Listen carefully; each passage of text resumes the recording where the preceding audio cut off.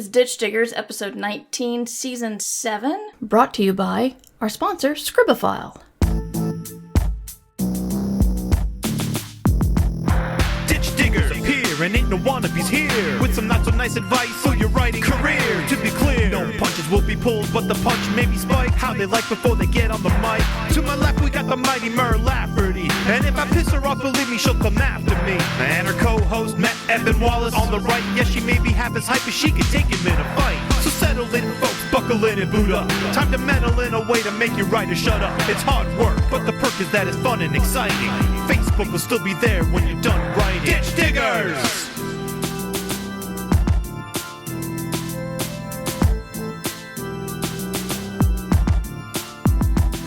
Ditch Diggers! And we're coming to you live from the outskirts of the Ditch Diggers Manor, which is, I'm going to call the Discord bunker, because we are not streaming live on Twitch today in solidarity with the people who've been hate-rated and been dealing with lots more crap than they should have been, and Twitch should have been more on the ball. So Matt is with me, and we are on Discord with a number of people, so very glad to see you all.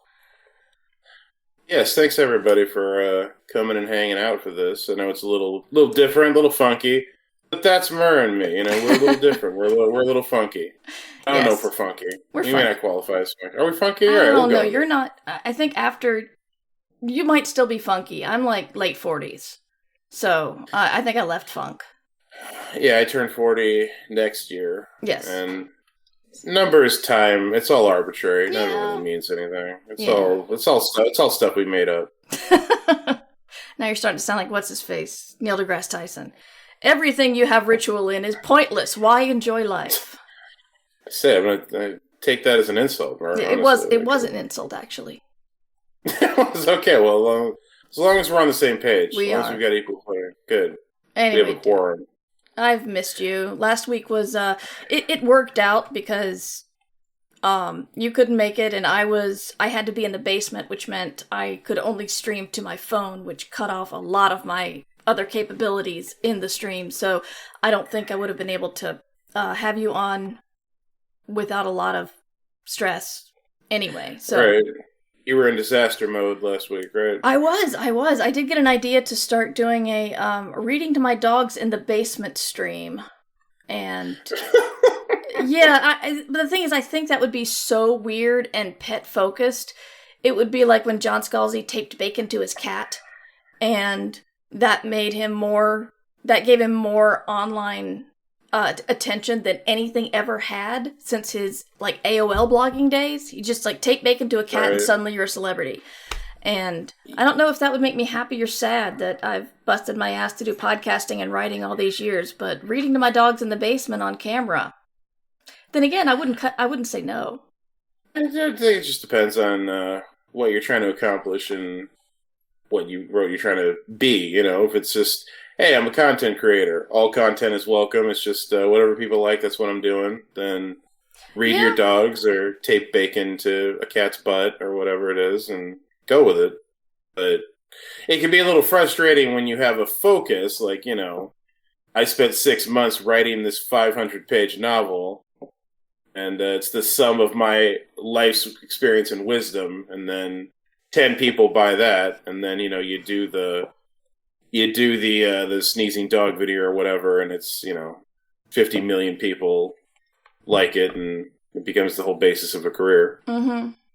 Like whoever owned the Grumpy Cat thing.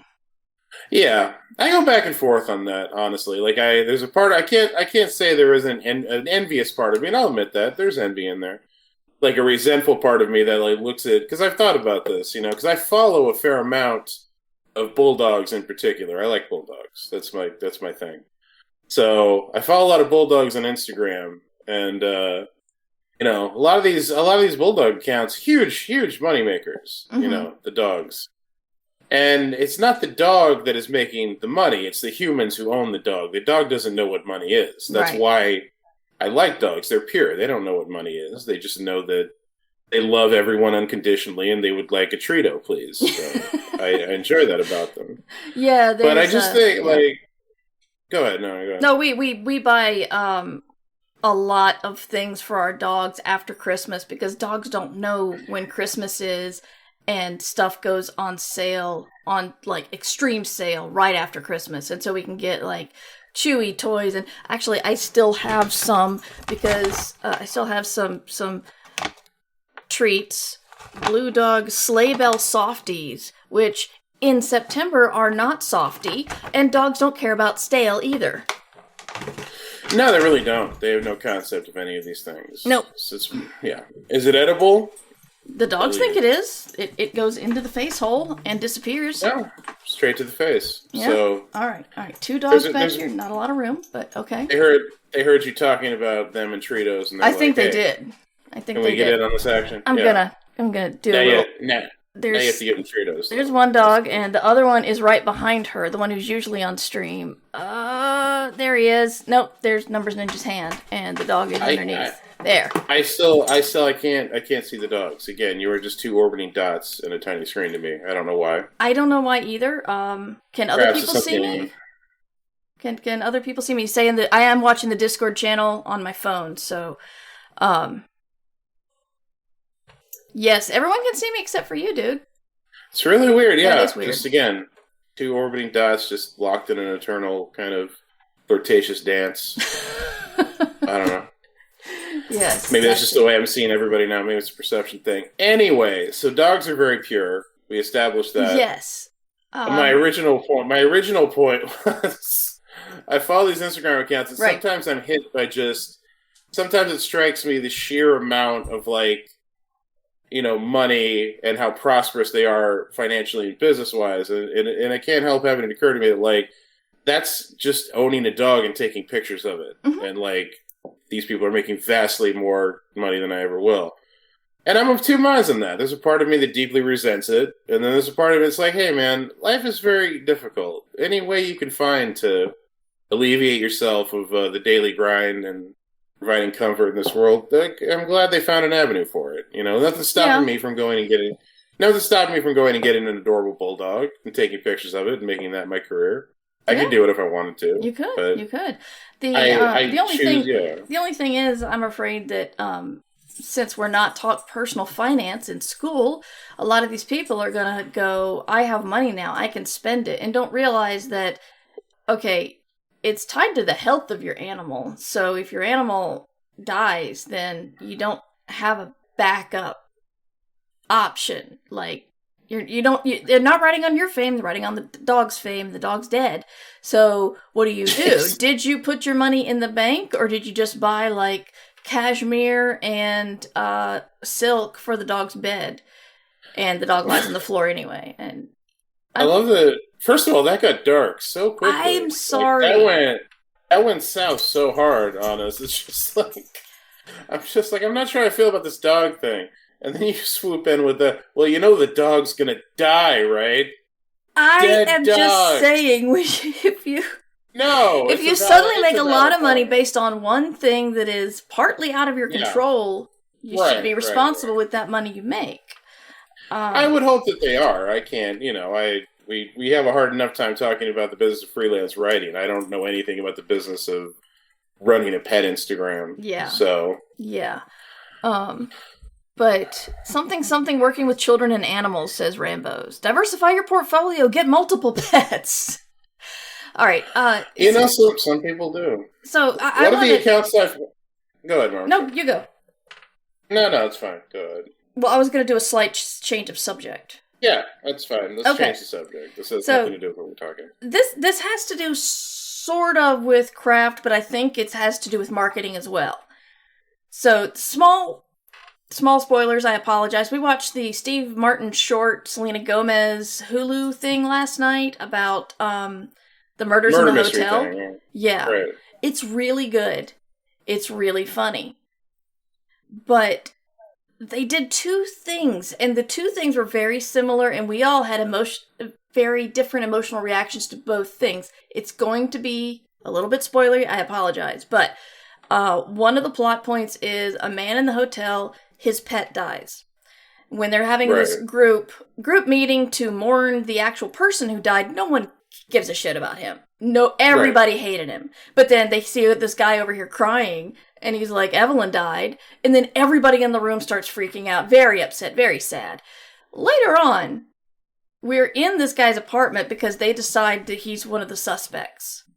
And he faints at the sight of blood. Steve Martin runs over to the freezer. You can probably tell what's coming next, Matt.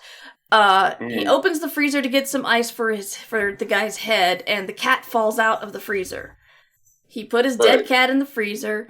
Cat is frozen. A leg actually breaks off. It's like dark comedy camp. We were all yelling, some of us laughing, some of us just yelling. It was a very loud moment last night. And then, later on in the episode, Martin Short has a bulldog.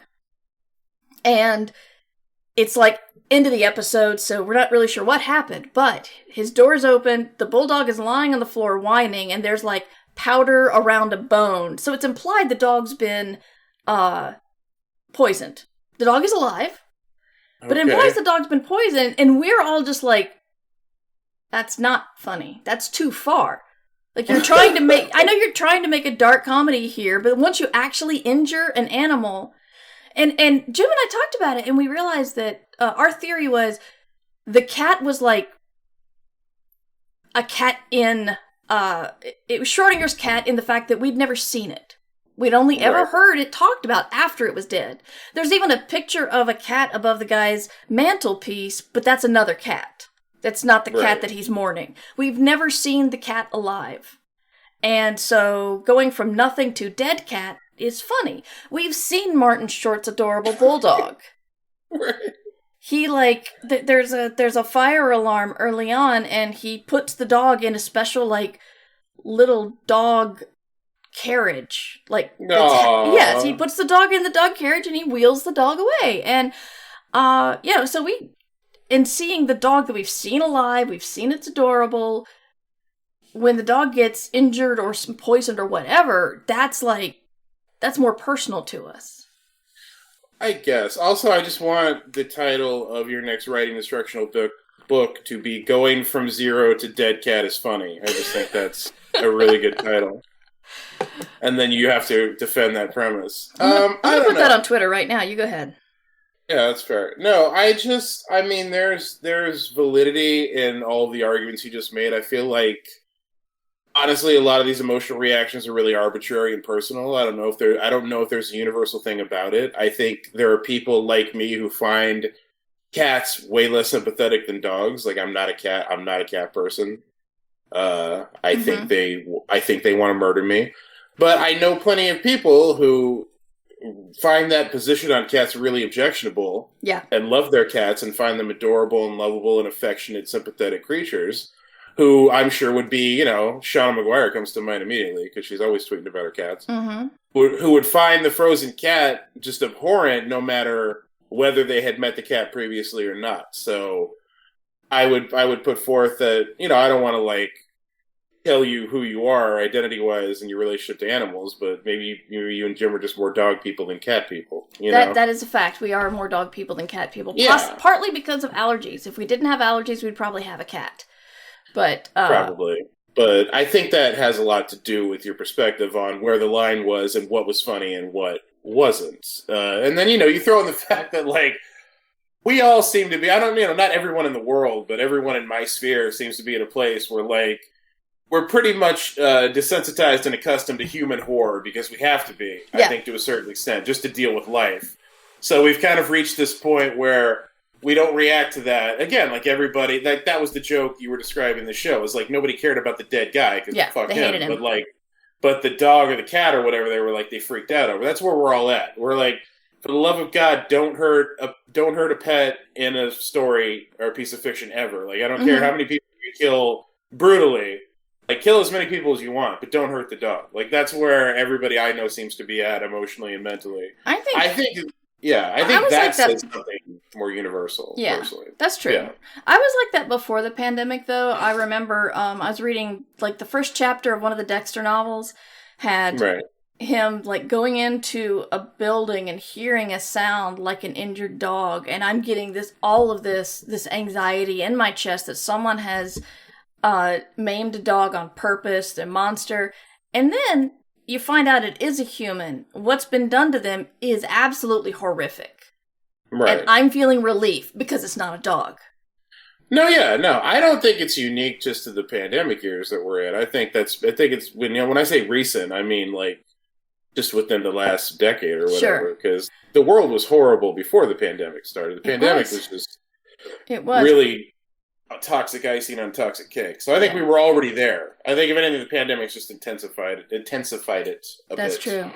Y'all, I can see several of you have started thoughts and not gone through with them. I really am eager to hear what you guys think. And if you guys think I'm a monster for laughing at the dead cat falling out of the freezer, that's okay. But I am watching the Ditch Diggers channel, so if y'all want to contribute to this, what is funny about the dead pets, or not, I would really love it if some of you finish your thoughts. I'm not going to call anybody out because you might have just hit a button and then decided not to finish it. But I do want to say that I am we are watching / listening and are interested in your thoughts. Yeah, also, if you want to offer anything else that's not dead cat related, that's fine. You want to ask questions? Solidarity, people in chat calling Mom a monster. People are not yet calling me a monster. I wasn't going to say that you're the one who screamed. But yes, Numbers Ninja was the one who screamed when the dead cat fell out of the thing in like outrage and disbelief while I was yelling, and it was funnier to me. But Numbers Ninja is not as jaded as humor. Numbers Ninja has not had their soul crushed by the world yet. So, are you listening to Matt at all? I can't. Okay. So, he says you're pure. You're more pure than I am. You haven't had your soul crushed by the world. But Numbers Ninja did have a bad day yesterday, so I think that the mood you went into watching that was slightly colored anyway. But okay, we got Primalina. I love cats, but that still sounds funny. Natasha says, so true about me being more bothered by animals getting injured than people, and J. Rambos can call Mur a monster anytime. I mean, you did put the idea out there yourself. I did. So that's just been on my mind of, and I know it's like there are agents that have very specific preferences, and I'm pretty sure Stacia Decker, if you injure a dog or kill a dog, she doesn't want to represent that book. She loves dogs so much that she can't endorse this dog murder book. Stacia has amazing dogs. I follow Stacia on Twitter just to see pictures of her dogs. Exactly. They're awesome. So I get that. She's big dog fan. It's I don't think there's actually, I was going to say I don't think there's a right or wrong answer. Right. I think the wrong answer is I do think the wrong answer is not caring if a dog is injured. I do think that's kind of messed up. Yes, I agree. That is the wrong answer. Yeah. Right. Shauna says cat falling out is funny. Leg falling off is too far. Okay. I don't know. See, I don't know about that because I was just thinking about I was thinking about the Frozen gag thing. Mm-hmm. I do think. And I guess you kind of hit on it before of not seeing. Actually, I don't know if it's even about seeing the cat alive before. Once you introduce a frozen cat prop, I think there is a disconnect that happens with a lot of people where even if they're going with the story, they're suspending disbelief as one does when one watches fiction. I think there's something in your head that goes, "That's not a real cat. That's a frozen cat prop." Frozen cat prop is not a real cat in your emotional brain. You no longer have an emotional attachment to it because you know for a fact that is not a real cat. That is a frozen cat prop. So, and breaking the leg off a frozen cat prop can be funny because, again, it's not a real cat. Whereas if it was a real cat getting their leg broken, even though, again, you know that even if it's a real cat on screen, they're not actually having their leg broken, you don't have the same emotional disassociation you have with frozen cat prop. Right. Yeah. And so I will say that if you have a live cat who's injured, then my heart breaks. I'm not that much of a monster. Yeah. Underpope just got here and wants to know about dead cats falling from the sky. We're talking about the Hulu murder mystery with Steve Martin and Martin Short and Selena Gomez. It had 2 incidents we watched the first 3 episodes last night. It has 2 incidents of animal worry, I suppose you could say, where a cat we had not met before dies, and the first time we see it is when it falls out of a freezer and one of its legs breaks off. the dog we've met while it's alive and cute as hell, and the episode ends with the dog, we're assuming she's poisoned. She's lying on the floor, there's powder around her, she's whining and groaning, and it's like, I thought that this being a dark comedy, that's too far. But yeah, I agree with and I was trying to figure out mentally why I didn't care so much about the cat, and I did about the dog, and my theory is we never saw the cat alive. Jason Rambo says I'm a monster. And Matt? And then I brought up the alternatives that it depends on whether you're a cat person or a dog person, and then we also started talking about the fact that it was a frozen cat prop and not an actual animal that you were watching experience discomfort on screen. Right. Which I think just kind of it elaborates on your theory more. So I think it's all interconnected. Yeah, I don't want to see the bulldog in distress either. That's too much for me because I love bulldogs. Yes. So, and I mean, I think this is a valid conversation to have because it's not just an intellectual exercise. Because as you said, like you were talking about how Agent Stacia Decker doesn't want to represent your animal murder book if something bad happens to a dog in it. You know. Mm-hmm. It's one of those really dicey choices nowadays that you actually have to consider when you're taking a work of fiction out there, you know? Especially, I think, in sci-fi fantasy, because I'm not saying we're a more sensitive crowd, but we're a more sensitive crowd. We just tend to be. Yeah, we things. Do. Let's see. We got Jess saying maybe there's something more visceral about hurt animals because they, by definition, can't understand what's going on. They're dependent on humans to protect them. And I'll add to that, Jess, and say, you're pretty sure any human you meet has probably done something terrible to somebody some point in their lives, so they're already stained. Yeah. And I mean, there's a tasteful way you can do it. I was just thinking about, like, Sherlock Holmes, the Guy Ritchie version. Because they have Gladstone the Bulldog in that, and, like, there's one point where Robert Downey Jr. gets the dog high and the dog passes out. Mm-hmm. And, like, I found that very cute and funny. I didn't find it traumatic because of the way they executed it. The dog wasn't in distress. The dog was just knocked out. So it was cute because it was a sleeping dog. So I think there's a line of taste and execution that matters there when you're dealing with animals in distress. I think there can actually be a cute level of it, but then there's a line across which you take people to a place where they don't want to go, Mm-hmm. And it's very interesting because it wasn't always that way. I don't know if people weren't always that way, but just media and the people who were in charge of it weren't always that way because we used to just kill dogs all the time in like movies. I found that out introducing movies to Nikki, my wife, because she hasn't seen a lot of the movies I've seen from like the 80s and 90s. Mm-hmm. So there have been several unpleasant incidents where I forgot that the dog died, and it was very traumatic for her. Whereas and that's the thing, it was like so commonplace back then, and I wasn't as sensitive to it back then that I didn't even remember it. So I've changed over the course of that too. That's just very interesting to me. It's like we were watching the first Rambo movie, and they sent dogs after him, and she's like, he doesn't hurt the dogs. And I literally told her, no, he's Rambo. He's a hero. He wouldn't hurt a dog. He totally kills the dogs. He does it off screen. You don't see it, but the implication is clear. He killed those dogs. Oh, God. So I'm left to sit there going, oh, wow, what was wrong with me back then that I didn't emotionally connect to Rambo killing the dogs? Yeah. So. Yeah. Cultural shifts, media shifts. True. These are all things we have to be aware of. True. I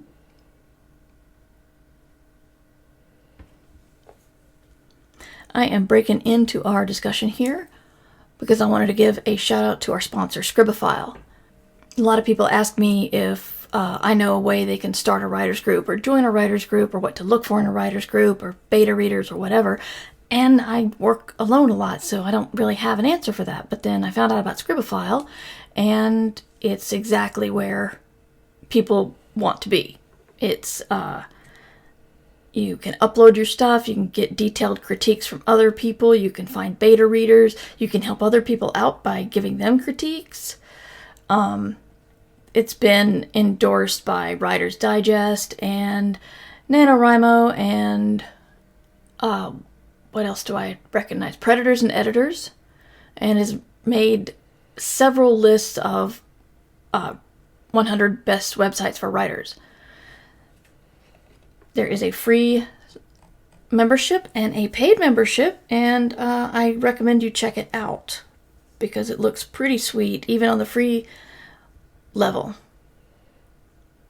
But thank you for your sponsorship for Scribophile, and if you guys want to check them out, check out scribophile.com, and I'll have that in the show notes.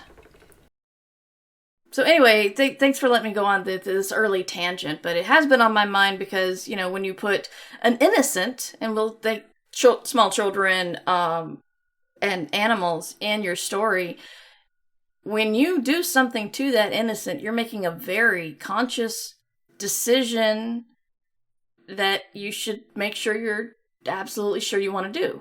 And of course, children and animals die in stories every day and in real life, unfortunately. But you are going to get a bigger emotional reaction than usually if you harm an adult human. So you're going to alienate a lot of people too. That's really what you have to consider. It's just interesting. It's one of those very definite lines where you actually have to ask yourself, do I want to go there? You know, and you have to ask yourself in terms of craft, you know, and I usually don't like to talk about craft on the show, but that's okay. But this crosses into the other side of things. From a craft perspective of my audience is going to have an emotional reaction to this narrative. They may disconnect from the story I'm telling. But you do also have to look at that particular choice from a commercial standpoint of, if I'm taking this out to try to sell, this may very well limit who wants to be involved with it. Yeah. You know, that's another thing you have to consider these days because it's such an issue. So it's one of those interesting things that crosses both of those parallels of the creative and the commercial, which is why I don't have a problem talking about it on Ditch Diggers, because business, Mer. Primalina has a good point. There is a website where you can look up if a dog dies in a movie, and I believe they've expanded to a lot of other stuff. I think it's called Does the Dog Die, correct? Am I right there? I think so, yeah. Yeah, so we can get off the topic of pets, but it was something in my mind because it was weird having bad things happen to two different animals last night in the same show, and my emotional reaction was very different for both of them. But no, it is very interesting. Yeah. Are the Does the Dog Die people associated with the website where you can find out if you can pet the dog in a video game? Or is that different? Oh, I didn't know if that was a thing. Oh yeah, there's a website you can go to find out if you can pet the dog in a video game, which is a much happier website. That is awesome. You know, you can pet the dog in Hades, but only one of its heads. The other two don't like it. And I dig that. I think there's a very important lesson about consent and individuality in there. So I'm all about that. Exactly. I haven't played Hades. Hades is amazing. I've heard that. I resent it a little, honestly, just viscerally. I kind of resent it too, and I'm not even a game designer. It's pure spite. It's pure petty. Because I wrote on a game that came out around the same time, and Hades is got way more hype. So I just you know, on principle, I hate it. So you should talk to Jim sometime about that. Hades is amazing writing, and every time I've had a moment where, wait a minute, there's a plot hole they just glazed over, it's like, oh no, they eventually address that too. It's interesting. Because the game is meant to be played many, many times. Right. And so if you beat the game one time, you are not even halfway done with the story. So, and that's a very difficult thing to be able to do well. And I know I've heard it's a brilliant game. Again, my resentment is based purely on pettiness and spite. So I'm not saying anything about the quality of the game. Yes. And I'm just happy we're at a place with video games where writing is really finally starting to be recognized. Oh yeah. And prized with everything. It was a nice kind of time to enter the industry for me as a writer, because it was not always that case with writing. So I'm very happy about that. And I recommend the medium. I know it's tough, but if you can find a good team and a good company, it's a very cool thing to do. I've been enjoying my time. That's great. I'm really glad to hear that, man. I don't know. I'm lucky to do what I do with the people I do it with, and I try to keep that in mind, because I've been feeling very negative about a lot of things, career wise lately. So I'm trying to keep the positive in the forefront. Yeah, good. So we did actually talk yesterday about plot, and I really took us off the rails with the cat dog thing, but do you want to go into what we plan on talking about? I did not get a chance to talk to Gail Carriger, so we're going to need to put that aside. Gail Carriger was listening to an older episode of Ditch Diggers and asked to come on to talk about something, so we, of course, always have room for the godmother of Ditch Diggers.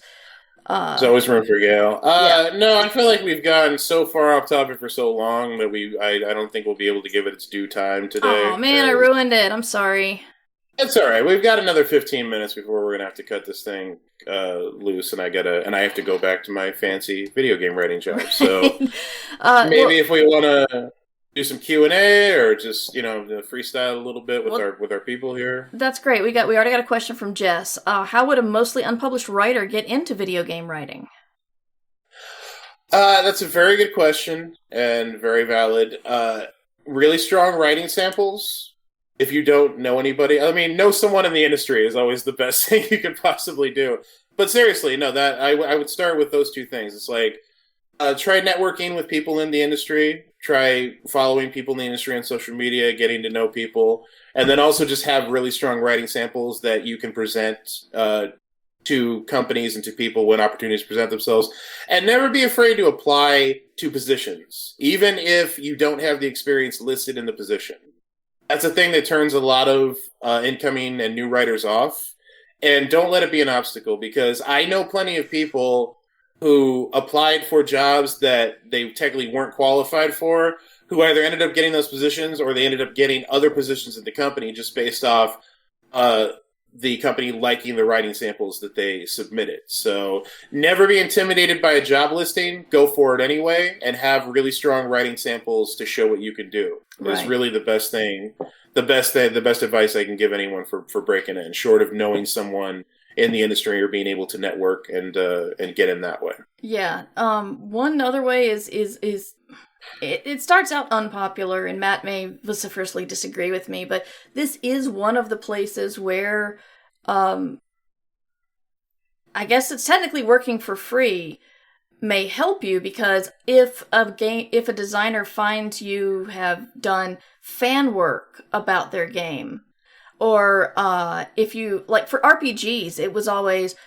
if you want to start writing for an RPG, run that game at a con and, be a great game master and build a great adventure, and that will get their attention. We talked to Natalie Metzger 3-4 years ago at the castle. Jesus, I can't remember. Whatever it was. Yeah. Anyway, because she has built her career on sending fan art to John Scalzi. Like, she drew pictures of John Scalzi, and, he saw it on Twitter and thought they were great. A couple of years later, she was illustrating his books. A couple of years later, she did one with Chuck Wendig. So, that's not the working for free in the sense of you make something that other people profit off of. But this is you create a fan-created work that you really believe in, and that might get the attention of the people who make it. Yeah, I don't vociferously disagree with that. Okay. That was the word you used. I would say I wouldn't use that solely as a strategy. Like, if you are moved to do something like that, if it's something you enjoy and something you want to do, then by all means, do it and put it out there. Mm-hmm. And I don't think there's anything wrong with using it as an example of, hey, this is a thing I can do and I'm very passionate about. But I wouldn't do it solely to try to get a job on something. I'd make sure that it's something you're doing as an act of personal fulfillment. When it comes to fanfic or fan creation or anything like that, I think that's the place it should come from. And also, you have to realize the odds are very slim of you setting out to create this fan work to get into the actual thing and actually accomplishing it. Natalie is a great example of that. But Natalie is also incredibly talented, just flat out. Of course, it might also be that it's easier to get the attention of a creator with fan art than written stuff, because that can open them up legally. I've talked about that on I Should Be Writing, where if you make fanfic, you shouldn't send it. So I know that sounds like differing things. I'm just going off of what I remember from writing in RPGs, and this, I feel very old, the fact that this advice is over 20 years old, but when I worked with computer games, we always said that if you want to get into creating for a game, then show that you can build levels. And of course, this just, depends on if the company you want actually has playable levels. I mean, this would not work for, say, Skyrim, but with the games we were creating, it was like, show us you can build a good level, and then we'll consider you if you don't have if you don't specifically have experience. So there are ways to sort of edge your way in there.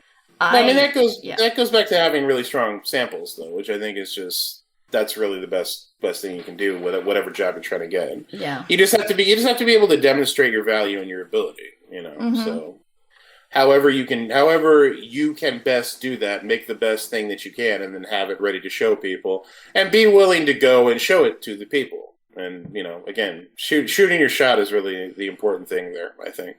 Yeah, and you can always apply again, because if you're not right, maybe they don't want you so green for the position, you can apply again the next time a position's open. They'll start to recognize you. And in the worst, they might see you. They should not see you as annoying. They can see you as persistent and somebody who really wants to work for them. And no, it's not. Yeah. As long as you're keeping it in the appropriate context, there's nothing annoying about it. Like, you can't email a developer every day pestering them for an opportunity. Yeah. But always, if they open up and they put a listing out there, then apply every time it's open. Always keep growing your own portfolio and repertoire too.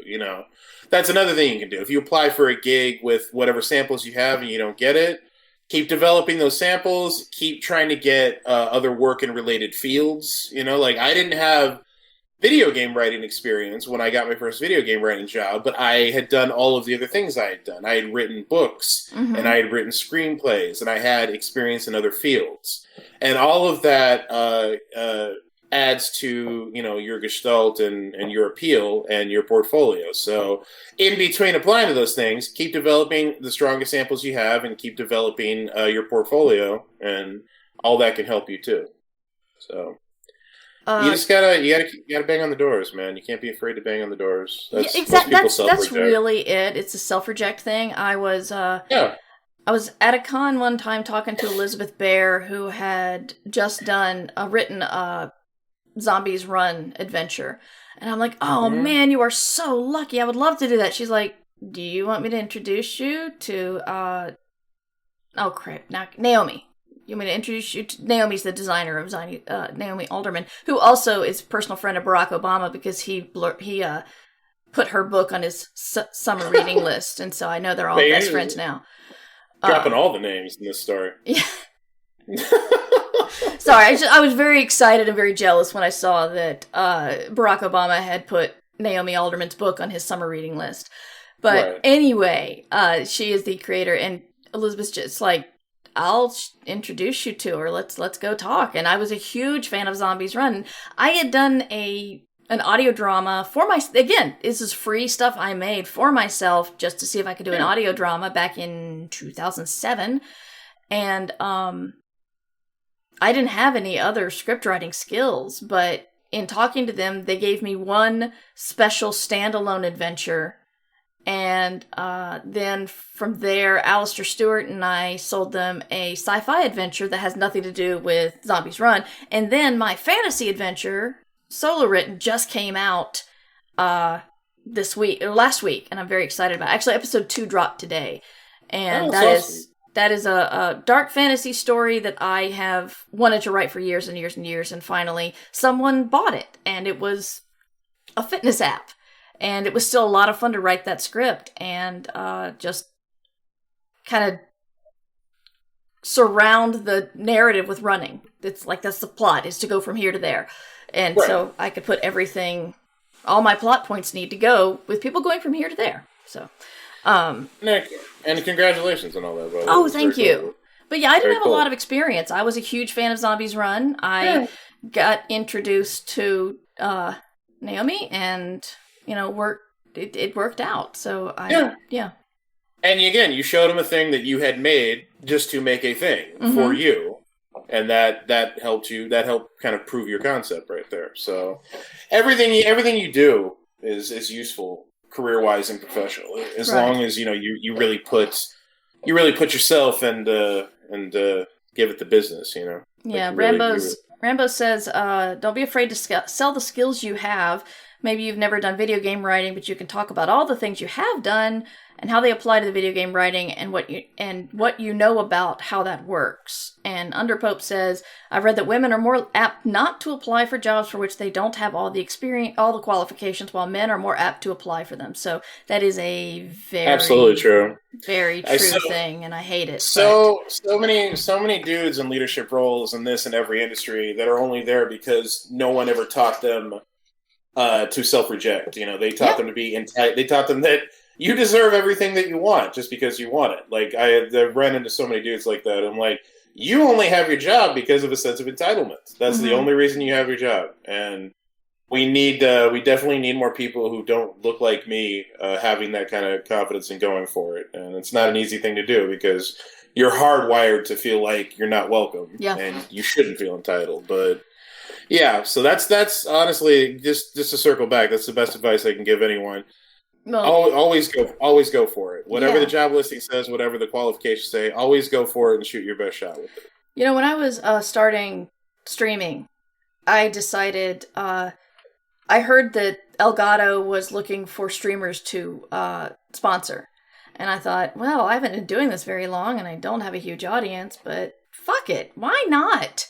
And they shot me down, but again, it's like rejection. I realized that I said, I'm a small streamer, but I'm a larger podcaster, and if I can bring my audience over, this could be something awesome, and with your help, it would be even more awesomer, except I had better language than that. And they turned me down, but it's like, oh, that's all that happened? Okay, well, that didn't kill me, so I might as well just try again next time there's a sponsorship opportunity. Why the hell not? All they can do is say no. Now they can be really harsh saying no sometimes, and I know plenty of people, again, who don't look like me, who have dealt with much harsher rejection that I've dealt with, and that can be a lot more traumatic than I think we give it credence for. But that's exactly what Primalina just said. Sometimes women don't apply because of past experience being rejected. Dudes have not dealt with that type of rejection, so it's easier to go for it. No, that's absolutely the truth, and because I used to be very cavalier about that, and I used to tell people all they can do is say no. But then I started to talk to women in the industries I work in, I realized, no, man, they can be really shitty when they say no to people who don't look like them, and you got to give credence for that. But I do think you have to remember at the end of the day that a rejection is still just that. It's just a rejection, however much they sucked about giving it to you, and that not every company and every person is going to be like that. I know it makes it really, really hard, but just, if you cannot be deterred, please don't be deterred, because we need the perspectives, man. We need more people who don't look like me coming in and helping us out, making these things better. So keep going with that. Excellent. Yes. Do we have any more questions? Because we're going to have to wrap up here pretty soon. No, I don't think we have any more. Or if anybody else would like to ask another question. Yes. No, people are agreeing pretty much with what we're saying. Jess is off. Thank you for dropping by, Jess. Oh, Jess is really gone. Okay. So, thank you. It was good to see you. And thank you. Is that what that noise was? Question. Maybe? I'm not sure. I just saw all the pictures shift because one person left. I don't use Discord a lot, so I keep hearing things. I keep hearing sounds that I don't know what they mean. Yeah, I don't use it for this, so this is why it's a little weird, but it looks like we're both being recorded. No mics are muted, and it's nice that we've had a place. I do want to say again, we're doing it here because of taking a day off of Twitch, because there have been some major new hate raiders who, if you're not familiar with it, they take their audience, which is usually hateful people like them, and they go to usually a black or queer streamer's stream, and they... Rating is supposed to be good because it's like, I think my audience will like what you're doing, and I'm not streaming anymore, so I'm going to bring my audience over to you. And maybe they'll like what you do, and you can have a bigger audience. It's supposed to be a beneficial thing for you and the other streamer and your audience. But some people just do it like throwing a whole bunch of people at your party who are going to ruin it. And this is happening more and more, and they're getting really, really getting really creative with making terrible racial slurs and stuff out of the letters that, just almost like ASCII art kind of thing, trying to say the Right. N-word with ASCII art because I've got the N-word blanked, boycotted on my channel. Not boycotted. Forbidden. Anyway. Yeah. So Twitch is not doing a lot because you can just make so many accounts on Twitch and it's super easy. So basically they do something, they get banned, they make another one. And it's getting really, really bad. People's their chats filling up with just this hate. And so Twitch is not doing much about it, and so we're staying off of Twitch today, September 1st, in order to just show solidarity with the people who've been dealing with this. I have gotten like a couple of follows by these people, but they really haven't done anything in my chat. So I've been very lucky, and I'm pretty sure it's because I'm white and straight that it hasn't been any worse. But anyway, I just wanted to raise everybody's attention to that. If you can stay off of Twitch today, it would make a tiny statement to Twitch that they didn't get views on the day where everyone said, stay away. Let's see if they'll notice us now. So, and also if you're a streamer and you think you might be targeted, when you're offline, put your chat in emote only, because apparently people are also hate rating when someone's offline, taking a picture of their chat and reporting them for racism. So it's getting really nasty. Anyway, so that's my the more you know. So join us in Solidarity Day, staying off Twitch, and then after today, do support your marginalized Twitch creators. Yeah, there are some amazing people out there. It's doing great stuff. I mean, it was almost all Team Cypher that got me into Twitch, because I just started trying to learn what I could from them, and I hate that they're being treated like this. So anyway, you need to go to work, so let's plug our stuff and then sign off. Absolutely, and it's been a pleasure, Mer, returning to the Discord to do this. Yes, even though all you saw was the 2 dots, so you'll be able to see me next week.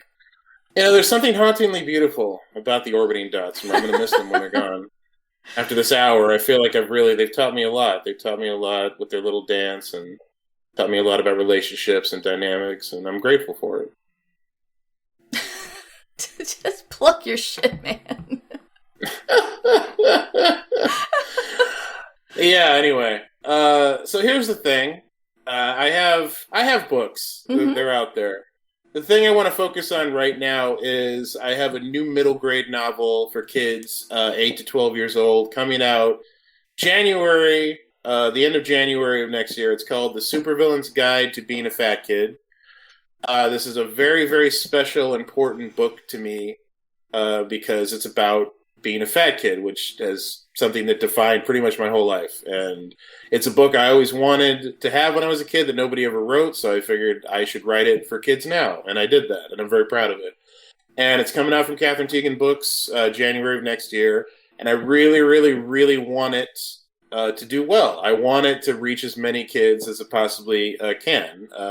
Also, I like money, so I would like it to sell, so I'd make money. But in addition to making the money, I really do believe in this, and I want to get it out there. So if you can help me spread the word about that, I would really, really appreciate it. Also, pre-orders would very much be welcomed, especially since we're going to experience massive supply issues with books coming up here. So pre-orders are more important than ever. So that's coming out January of next year. Please let people know about the Supervillain's Guide to Being a Fat Kid. Please pre-order it. You can go to my website, matt-wallace.com, to find out more. You all know I'm on Twitter, Matt F. and Wallace. I'm always talking about it. I pin tweets.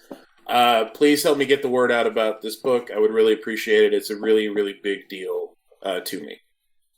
And again, if you're listening to this and you're tight for cash, remember that spreading the word helps. Also, getting the book out of the library, telling the librarian that you want this book even before it comes out. That's a huge, huge thing. You think you're not helping out the author because the author doesn't get much money, but building an audience is also important. And librarians are super, super powerful. And if they want to, librarians are the ones who decide whether they're going to have 1 copy of the book or 15. So, And the thing is, sorry, just to interject, Marie, like, totally agree with your point. The thing is, especially with middle grade books like this one, with books for kids, libraries and librarians are super, super important, whether it's school libraries or local libraries. Yeah. So it particularly helps middle grade books when you get libraries involved. So I absolutely, wholeheartedly second everything Mert just said about that. Yeah. And you can find out more about this show, my other show, my books at merverse.com. And I want to plug my new adventure, Godmaker. It's the first 2 episodes are free, so you can download the Zombies Run app and just listen to the episodes. You'll just hear a plot point, and then you can put a song in there. And then if you just want to listen, if you want to run or walk, you can experience it that way too. It's all free until the 3rd episode. So to get that and all of the other adventures Zombies Run offers, there are a lot. There's like historical adventures, science fiction, there's romance, there's queer romance, there's I said historical, science fiction, fantasy, horror. I mean, they have so many different adventures now, and I really love the direction they're going. But all you need to do is buy the VIP Zombies Run membership, which gets you all of that.